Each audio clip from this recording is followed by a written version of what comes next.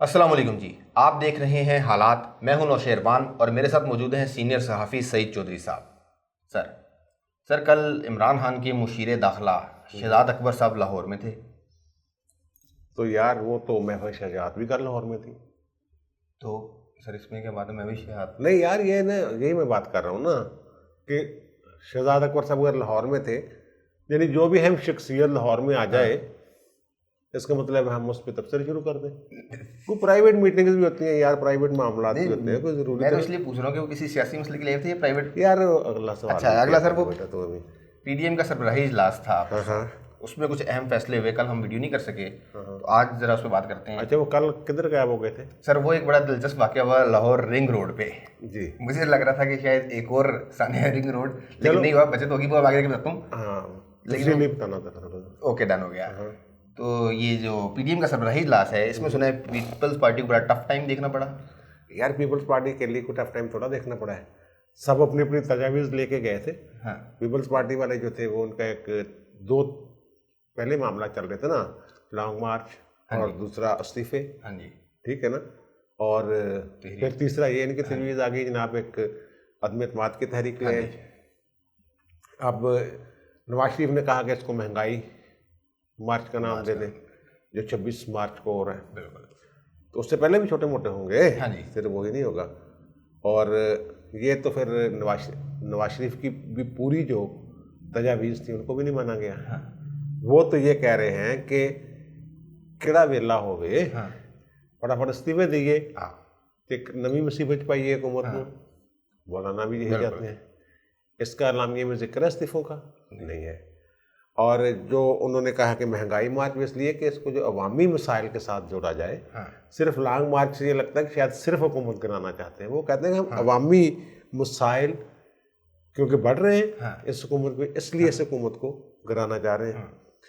अब जो peoples party वाले हैं वो ये कहते हैं कि 178 अरकान है कौमी असम्बली में इत्तेहादियों के, उनमें 157 है पीटीआई और 7 है एमपीएम, वो भी थोड़ी दिन नाराज है आजकल। काफ लीग के 5 हैं। 5 जो हैं वो उसके हैं बलूचिस्तान अवामी पार्टी, जिसको बाप कहते हैं, और अवामी मुस्लिम लीग का एक है शेख रशीद अकेले ही। तो बाकी लेकिन एतमाद का वोट तो उन्होंने भी दे दिया था ना, sorry grand democratic alliance GDA वाले 3 वो भी हैं। तो फिर ये बनते हैं 178। तो उनको एतमाद का वोट तो बलूचिस्तान नेशनल पार्टी वालों ने भी दे दिया था, लेकिन वो इनके इत्तेहादी नहीं है, लेकिन वोट उन्होंने इनको दिया था। वो कहते हैं कि जनाब 172 चाहिए हमें। तो थोड़े से बंदे तोड़ने हैं। 158 है इनके पास अपोजिशन के।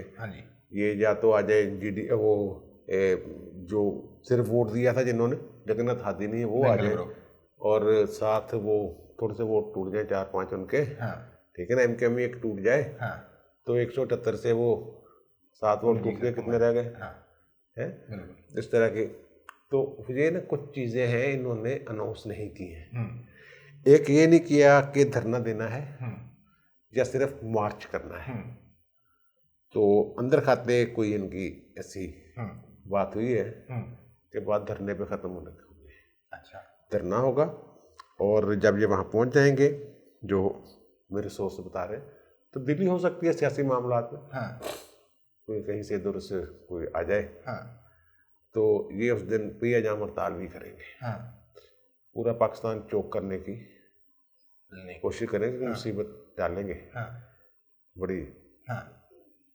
तो ये दूसरा है अदम एतमाद वाली बात, वो भी इसमें थोड़ा सा ना अभी वो ख़त्म नहीं हुई।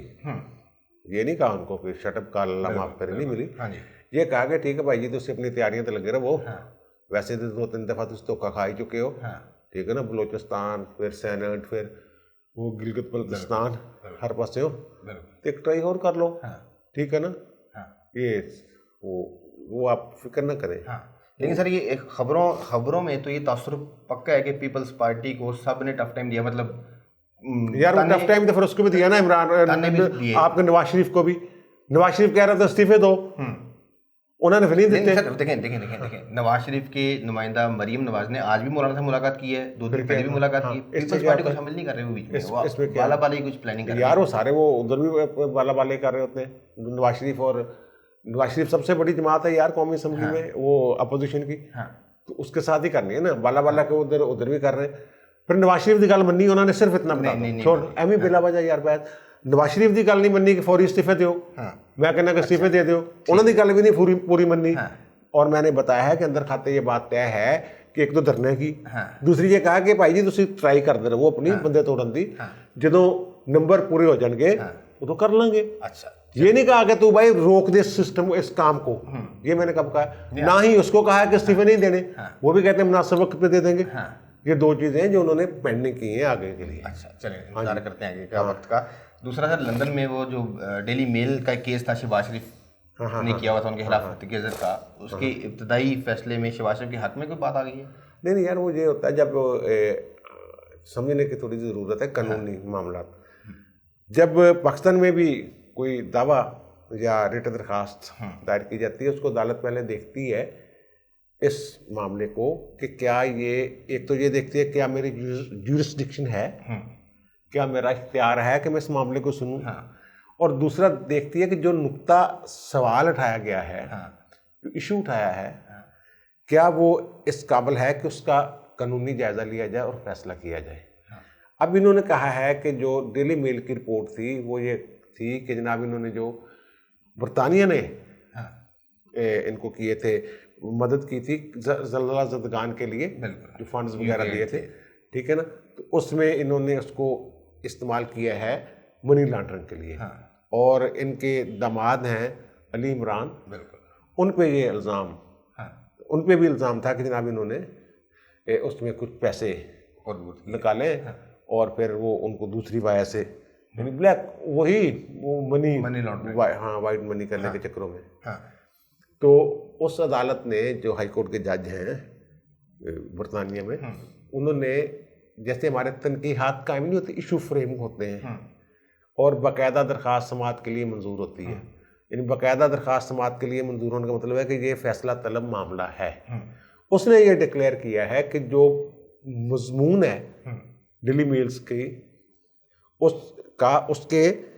उसमें तज़हीक और हद तक का पहलू निकलता है मियाँ शहबाज शरीफ की और अली इमरान की। अब इसमें एक दिलचस्प बात जो है, अली इमरान साहब के जो वकील हैं वहाँ पे, उनका नाम है मियाँ अब्दुल वहीद। ठीक है, ये एक, आप कहते हैं ना कि पक्के तड़े, वकला में और प्रोफेशनल्स के पक्के तड़े नहीं होते। मियाँ अब्दुल वहीद साहब जो है वो PTI के बरतानिया के रुकन हैं, और जो फंड रेजिंग वहाँ होती रही है शौकत खानम के लिए और इनकी जमात के लिए, वो मियाँ अब्दुल वहीद साहब उसमें बड़ा बढ़ चढ़ के वो मैनेज करते रहे हैं उन प्रोग्राम्स को। मियाँ अब्दुल वहीद साहब, ठीक है ना। अब आप ये कहेंगे कि मियाँ अब्दुल वहीद शायद डंडी मार जाए, उत्थे डंडी नहीं मार सकते, उत्थे लाइसेंस कैंसिल हो जाते हैं, ठीक है ना, उन्होंने पैसे लिए हैं उनसे। तो ये है इशू, अब आगे चलेगा। ये अगर आउट ऑफ कोर्ट सेटलमेंट नहीं होती तो 3 माह से कोई 1-1.5 साल लग जाएगा। तो अब बाकायदा समाअत के लिए मंजूर हो गया, फिर समातें शुरू होंगी उसकी। तो अदालत ने ये सरदस्त तो यही कहा है कि जो उसमें है, उन्होंने तो ये कहा था ना, वो हमारी वो इंफॉर्मेशन जो थी वो हमने तो पाकिस्तानी हुकूमत से ली थी। इसमें आपके वो अभी शहजाद अकबर साहब का जिक्र कर रहे थे, वो फंसेंगे क्योंकि उनका भी जिक्र है ना बीच में, सिर्फ डेली टाइम्स थोड़ा है। डेली टाइम्स ने तो कह दिया कि शहजाद अकबर ने में कहा है, और शहजाद अकबर साहब की प्रेस कॉन्फ्रेंस में भी है, भाई फिर जाओ अदालत चले गए ने, और अदालत ने कार्रवाई भी शुरू कर दी थी। ठीक है। अच्छा सर, दूसरा मामला ये कि हमारे एक सब्सक्राइबर हैं रिजवान नज़ीर साहब, उन्होंने आपसे सवाल पूछा हुआ है। उन्होंने कहा है कि अगर अपोजिशन वज़ीर से पहले स्पीकर कौमी असम्बली के खिलाफ तहरीक अदम एतमाद ले आई तो फिर क्या सूरत हाल बनेगी? उसके लिए भी 172 वोट चाहिए होंगे इनको। ये जो होता है ना, स्पीकर के खिलाफ तहरीक ले आना या चेयरमैन सेनेट के खिलाफ तहरीक अदम एतमाद ले आना, ये दरअसल ना एक टेस्टर होता है वज़ीर आज़म के खिलाफ एतमाद का, चेक करने के लिए कि देखें भी कितने लोग हमारे साथ जो वादा किया हुआ है कितने लोग हमारे साथ खड़े हैं और कितने जो है वो यू टर्न ले गए हैं, ठीक है ना। तो ये होता है, अगर वो हो जाएगा तो फिर नायाब स्पीकर मुंतखब हो जाएगा। ठीक है। अच्छा, एक और सब्सक्राइबर का सवाल है, लेकिन उससे पहले मैं आपसे पूछना ही चाह रहा हूँ कि वो आज हुकूमत ने ऑर्डिनेंस तैयार कर लिया है सेनेट इलेक्शन ओपन बैलेट से करवाने के लिए, अगरचे मामला भी सुप्रीम कोर्ट में है, तो इस पर एक शोर मचा हुआ है कि पार्लियामेंट की सुप्रीमेसी फिर एक दफ़ा कॉम्प्रोमाइज़ होगी। इसी तरह का एक केस इस्लामाबाद हाई कोर्ट में भी था आज, ख्वाजा आसिफ की वो उस पर प्रोडक्शन ऑर्डर का, तो उस पर भी 5 सफ़ों का तफसीली फैसला दिया उन्होंने कि पार्लिमानी मसले पार्लियामेंट में हल करना हुकूमत का काम है, पार्लियामेंट की साख बरकरार रखे। तो अदालतों में लाके मामला, ये जो है ना प्रोडक्शन ऑर्डर वाली बात, वो तो स्पीकर का है ना, वो स्पीकर ने ऑर्डर जारी करना होता है। उन्होंने चैलेंज किया कि जनाब हमारा हक बनता है, तो हमें नहीं किया। अब अदालतें मुतअद्दिद बार ये फैसले दे चुकी हैं कि यार ये जो सियासी मामला है ना अदालतों में ना लाया करें, आप नहीं बढ़िया करो। इसमें अब उन्होंने खुल के एक जजमेंट दे दिया। पहले भी ऐसी जजमेंट्स मौजूद है, ये पहली जजमेंट नहीं है, इससे पहले भी मौजूद है। अब यार ये पार्लियामेंट को पार्लियामेंट की तरह तो चलाना नहीं चाह रहे। अक्सरियत में तो ये है, ख्वाहिश तो नहीं क्यों नहीं चाहिए कि पार्लियामेंट चलती रहे। अब आपने बात की है उस पर ऑर्डिनेंस वाली, जो ला रहे हैं ये ओपन बैलेटिंग का सेनेट का, तो उसकी तरमीम के लिए भी इन्होंने रिव्यू किया था, ठीक है ना। और वो गुंचा जो है तरमीम का वो बिनकले मर जा गया। तो वहाँ अपोजिशन के अलावा हुकूमती अरकान जो है वो भी कहते हैं कोरम पूरा नहीं पाई स्पीकर को, कि इजलास 86 बंदे चाहिए होते हैं ना उसके लिए इजलास जारी रखने के लिए। कोरम पूरा नहीं जी, गिनती कर लो। एक दफ़ा तो पूरी होगी, दूसरी दफ़ा उन्होंने गिनती करवाई नहीं, 11 महीने मुद्दत मुलतवी करके टूट गया। वो मुलतवी इसलिए कहते थे ऑर्डिनेंस जिसकी आप बात कर रहे हैं, आइन का आर्टिकल 226 वाजे है, 2 टोक, उसमें ये लिखा हुआ है कि जनाब वज़ीर आज़म और वज़ीर आला के अलावा कोई शो ऑफ हैंड नहीं है, सब खुफिया बेल्टिंग होगी। और सुप्रीम कोर्ट जो है सदारती रेफरेंस उस पर इसी तरह के रिमार्क्स दे रही है। लेकिन पता नहीं ये क्या चक्कर है, ये पता नहीं इनको किसी ने कह दिया होगा कि हम मैनेज कर लेंगे। सुप्रीम कोर्ट को मैनेज करना खाला जेदा कर रहा है यार, ठीक है। उन्होंने भी यहीं इस माशरे में रहना है, तो 226 आर्टिकल की मौजूदगी में सुप्रीम कोर्ट अगर करती है तो फिर पता नहीं कैसे करेगी वो। माजी में जैसे साकिब निसार यार वो तो और तरह का दौर था ना यार।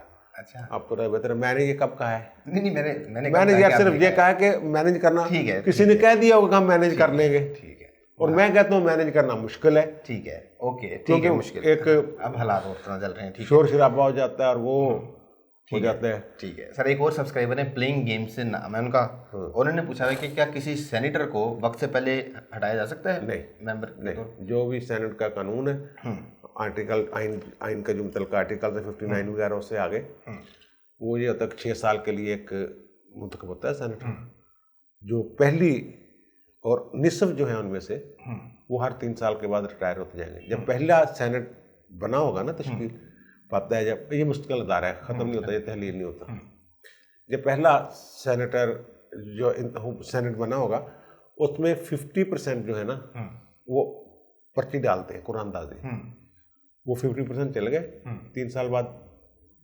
ठीक है ना, और इलेक्शन हो गया। फिर पहले वाले हैं वो क्योंकि 6 साल पूरे हो जाएंगे, अगले 3 साल बाद वो घर चले जाएंगे, और फिर इस तरीके से एक सर्कल। इसका मकसद ये होता है कि तमाम सूबों की नुमाइंदगी जो है, और फेडरल एरियाज जो है, और इस्लामाबाद टेरिटरी जिस इलाकों के हिसाब से उनकी नुमाइंदगी जो है ना मौजूद रहे। ये जमातों के आने जाने से वो ना हो कि यानी कि कौमी असम्बली में भी उनकी अक्सरियत, सेनेट में भी उनकी अक्सरियत, फिर तो हर चीज़ बुलडोज कर देंगे ना। जैसे कि एक ही तरीका इनको हटाने का कि वो कोवरेंट हो, ये नाहल हो, यानी जो अहलियत की शराइत है 62 और 63 की आइन के आर्टिकल्स जो है उन पर पूरा ना उतरे, लेकिन सिलेक्ट हो जाए, इलेक्ट हो जाए, तो फिर कोई बंदा जो है जो उनका मद्दे मुकाबल उम्मीदवार इलेक्शन पिटीशन कहते हैं इंतखाबी उज़रदारी वो दायर कर दें, या कोवरेंट हो, किससे पूछेंगे ना भाई ये तो अहल ही नहीं है, ये क्यों बैठा हुआ है, हाई कोर्ट में कर सकते हैं, सुप्रीम कोर्ट में भी जा सकते हैं। फिर वो अगर वो नहल हो जाता है, फिर वो यहाँ सीट दी, लेकिन वो उनको हटाने का आइन में और कोई प्रोविजन नहीं है। ठीक हो गया। तो वो फिर कल क्या हुआ था सर? कल ये हुआ था कि अब कल वाला वाकया ये हुआ कि मैं गुजरावाल से आ रहा था, मोटरवे से रिंग रोड पे चढ़ा तो गाड़ी होगी बंद, मैंने रिंग रोड की हेल्पलाइन पे कॉल की। फैमिली साथ थी ना? फैमिली साथ थी मेरे। रात 8:30 बजे का टाइम था, तो उन्होंने वो भेजा गाड़ी टो करने वाला। मैंने उनको कहा, मैंने कहा यार मैकेनिक, उन्होंने कहा यार इमरान खान ने ये कर दिया, इमरान खान ने वो कर दिया। मैंने कहा मैकेनिक, उन्होंने कहा इमरान खान ने ये कर दिया, इमरान खान ने। मैंने कहा मैकेनिक। उसने कहा भाई मैकेनिक वाला काम खत्म हो गया है, अब हम सिर्फ आपकी गाड़ी टो करेंगे और पेट्रोल बड़ा खर्चा, इंटरवेंशन उतारेंगे, क्योंकि वो वर्कशॉप वाली गाड़ी पे पेट्रोल बहुत लगता था। तो ये जो टो वाली गाड़ी है, हाँ जी, इतने कट लगता यार? मैंने देखी है वहाँ गाड़ियाँ होती है, वहाँ लिखा तो मोबाइल वर्कशॉप। हाँ मोबाइल वर्कशॉप, लेकिन अब हम नहीं चला रहे उनको, अब सिर्फ हम टो करते हैं गाड़ी और टो करके उतार देते हैं। अच्छा जी। उसके बाद कहाँ उतारते हैं वो? पहले इंटरचेंज पे, यानी वहाँ कोई वर्कशॉप है नहीं है? नहीं है, बस वो पहले उतार देंगे। हाँ। और ये फिर आप वहाँ बैठ के इंतजार करेंगे कि आपद मल्ली जैसा, अल्लाह माफ़ करे, अल्लाह रहम करे, अल्लाह सबको बचाए, यानी कि जो भी बंदा हो वहाँ ये इंतजार करे कि डाकू आए और लूट के ले जाए। बिल्कुल। तो आपको कहाँ उतारा उन्होंने? मुझे भी इन्होंने एक वीराने में उतार दिया, और वहाँ पे एक वर्कशॉप थी लेकिन जो बंद थी, और लेकिन वो भाई उतार के गायब हो गए। मैंने फिर हेल्पलाइन पे कॉल की, फिर 3-4 दफ़ा कॉल करने के बाद वो भाई वापस आए। इस दौरान बीच में वो पेट्रोलिंग इंस्पेक्टर साहब की कॉल आ गई मुझे। अच्छा जी। उन्होंने कहा जी मैं इसको भेजता हूँ, और वो क्योंकि आप फैमिली आपके साथ है इसलिए आपको किसी महफूज मुकाम तक वो छोड़ के आएगा। Okay okay. वो भाई ने आते ही मेरे पे टायर डाल दिया। उसने कहा आप फरहान साहब के कज़न हैं, आपने बताया क्यों नहीं? वो कौन है फरहान साहब? सर मुझे भी नहीं पता फरहान साहब कौन। अच्छा, वो इंस्पेक्टर बेचारा होगा ना, उसने कहा होगा यार शरीफ लोग ने, वो समझा उसमें रिश्तेदार। हाँ, इस चक्कर में उन्होंने ये जो थे ना टो करने वाले, उनका नाम था जफर साहब। उन्होंने पूरा फ्रॉड लगाया हुआ था। उन्होंने एक मैकेनिक से सेटिंग की जो बत्ती बैठा हुआ था। उन्होंने कहा कि तू फ्यूल पंप लाया फलानी, कोई 8-10 हज़ार रुपए का नुस्खा उन्होंने बता दिया मुझे कि आपकी गाड़ी में ये मसला भी है, ये मसला भी है, ये मसला भी है। नहीं, आपने पूछा नहीं कि आपको पैसे कैसे पता कि उन्होंने बोनट खोल के 1-2 चीजें की। तुमने कहा ये? हाँ। अच्छा। तो इतनी देर में जो लोकल वर्कशॉप थी ना, उसने भी एक मैकेनिक अरेंज कर लिया। अच्छा। और उस मैकेनिक ने सिर्फ एक फ्यूज निकाल के दोबारा लगाया और गाड़ी स्टार्ट हो गई। अच्छा, यानी कोई मसला नहीं था गाड़ी में, तो फ्यूज का मसला था। यार इतना काम तुम ही सीख लिया यार। अच्छा, लेकिन सर मसला ये है कि वो जफर साहब ने तो अपनी गाड़ी पूरी करने के चक्कर में बैठे हुए थे, और हर बात इमरान खान ने करता, इमरान खान ने करता। तो इमरान खान, यार इमरान खान पे वैसे देखो ना, उसने मौका दिया हुआ है ना लोगों को, एक तासर बन गया। ओहो, एक तासर बन गया ना। तुसी कुछ सौदा लैन जाते हो दुकान ते, कहते यार देखो ना हालात ही बेड़ा कर। बिल्कुल ठीक है ना। हाँ। पेट्रोल पंप पे पानी वो लेने जाएं, बात करें यार थोड़ा पैमाना था, नहीं छोटा लगता है। उनके इमरान खान ने बेड़ा कर करता, बच नहीं कुछ नहीं। पेट्रोल पंप वाले ये कह रहे हैं भाई, बात हो रही है आपके पैमाने की। हर इमरान खान साहब को इसका नोटिस लेना चाहिए, मेरा ख्याल है। ये जो उनका नाम इस्तेमाल हो रहा है, ठीक है ना। बिल्कुल। तो उनके अपने भी कर लेते हैं वैसे। और मुझे तलाश है वो उनकी फरहान साहब की, उनकी वजह से बच गए, उनका कज़न होने की वजह से। लेकिन उसकी भी तलाश करो ना, रिजवान की। क्या नाम है उसका? उनका नाम था जफर साहब। जफर साहब जो कह रहे हैं, वो फनकार आदमी थे पूरे। हाँ, तो वो उसके साथ उसकी होगी ना टिसटी। हाँ, मैं यहाँ लेके आया करूँगा बंदे, और तू फिर ना ये काम डाल उसका, जनाब ये इसका पंप खराब है, फलां चीज़ खराब है, फलां चीज़ खराब है, जो पता नहीं चलेगा तुम्हें। हाँ बिल्कुल, आम आदमी समझ नहीं सकता कि फ्यूल पंप खराब होता है, की मतलब है, ठीक है ना। वो कहते रिपेयर करवाना था जनाब, लेकिन के 6000, नया डलवाना है तो 8 में डल जाएगा, 8 में डलेगा, वो भी सेकंड हैंड डालना। बंदा उस टाइम तो मजबूरी में होता है यार, जैसे भी तैसे हो मैं निकलूँ यहाँ से, सफर में हो तो ना हो तो कर जाने के लिए। सर इसमें ना इमरान खान साहब के अलावा FWO को भी नोटिस लेना चाहिए, क्योंकि ऑपरेशन सारा FWO के पास है। टैक्स आपको पता नहीं कैसे बढ़ाते जा रहे हैं, 10 रुपये से शुरू हुआ था, 45 रुपये तक 45 रुपये। हाँ, वो टैक्स वो बड़ा, वो मैं तो आता हूँ कभी कभी उधर से रिंग रोड से, वो 45 वैसे एक अच्छा कर दिया उन्होंने, वो M टैग कर दिया, टैग लगाओ तो आप कट जाते हैं बीच में। वो यार वो वैसे उम्मीद है वो ये भी बात होता है कि आपको वो पता ही नहीं चलता कि M टैग से कट गया। तो वहाँ 45 रुपये नकद दे के निकल आते हैं, तो थोड़ी दूर जाते हैं तो आपको मोबाइल पे मैसेज आता है 45 रुपये कट गए, थोड़े 90 रुपये दे के निकल जाते हैं। इस तरह के फ्रॉड हो रहे हैं। बिल्कुल, चलें ठीक हो गया। आपने सुन ली तमाम मामला पे। चौधरी साहब की राय, आपकी क्या राय है कमेंट्स में ज़रूर बताइएगा। हाँ, और अगर आपने अभी तक हमारा चैनल सब्सक्राइब नहीं किया तो बराए मेहरबानी सब्सक्राइब कर लें, बेल आइकॉन पर टच कर लें, ताकि हमारी हर वीडियो का नोटिफिकेशन आपको मिल सके। आपसे मुलाकात होगी अगली वीडियो में, तब तक के लिए अल्लाह हाफ़िज़।